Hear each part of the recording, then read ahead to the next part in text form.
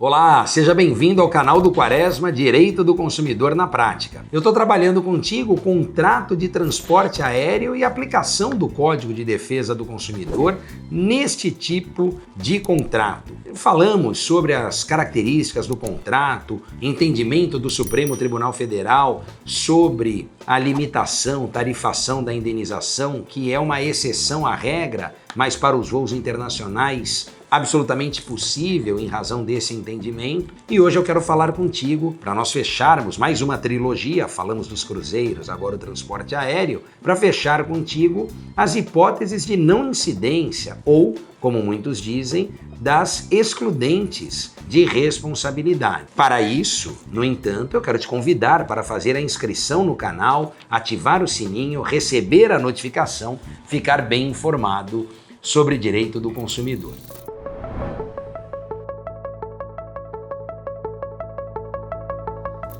Bom, você já sabe que neste tipo de contrato, em que há a incidência do Código de Defesa do Consumidor, as excludentes lá previstas, lá estabelecidas, elas também valem aqui. Eu estou me referindo ao artigo 12, parágrafo 3º, e mais precisamente no transporte aéreo, como prestação de serviço, as excludentes previstas no artigo 14, parágrafo 3º da Lei 8.078 de 90. Eu falo excludente porque no próprio código nós temos essa ressalva num rol a princípio taxativo, afinal de contas há o advérbio de intensidade só nesse parágrafo 3º, e também porque este mesmo parágrafo 3º trabalha o ônus da prova ao fornecedor, ao prestador de serviço. Aliás, nada mais justo. Primeiro porque é do interesse dele, fornecedor aqui, do transportador e, portanto, da companhia aérea, fazer prova da não incidência da responsabilidade ou da excludente da responsabilidade. Mas, além do interesse ser dele, fornecedor, não podemos aqui deixar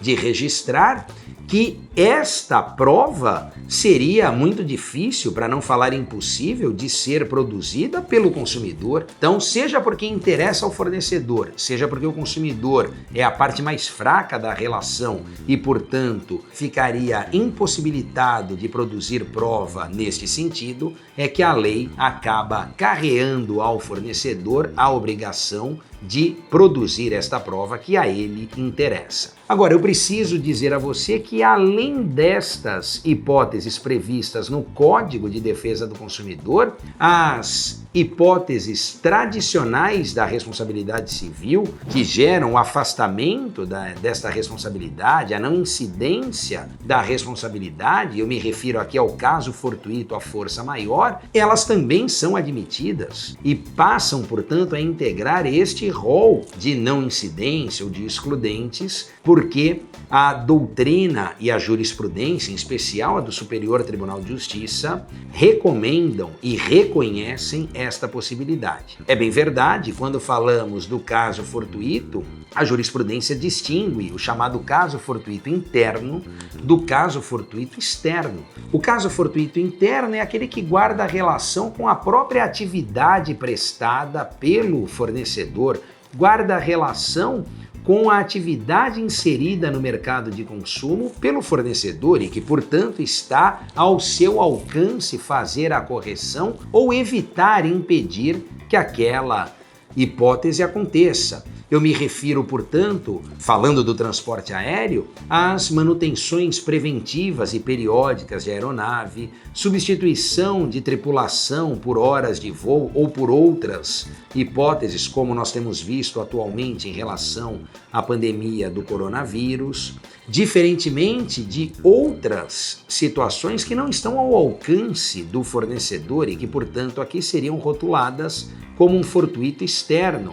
Imaginem, por exemplo, o fechamento de um determinado aeroporto ou a impossibilidade de tráfego aéreo em certa localidade. São hipóteses, são situações que não estão ao alcance do fornecedor e que, como fortuito externo que são, afastam a incidência desta responsabilidade. Portanto, nas excludentes do parágrafo 3º do artigo 14, a hipótese de caso fortuito externo também deve ser considerada como uma excludente ou uma hipótese de não incidência desta responsabilidade. Claro, nós temos outras, mas aí eu preciso que você faça a sua inscrição na pós para conhecer todo este conteúdo e se aprofundar nas hipóteses de excludente, nos temas envolvendo os contratos de transporte aéreo e o Código de Defesa do Consumidor. Fica aqui o meu convite para você fazer a sua inscrição na pós-graduação em Advocacia Consumerista. Eu te espero por lá, um grande abraço e até a próxima!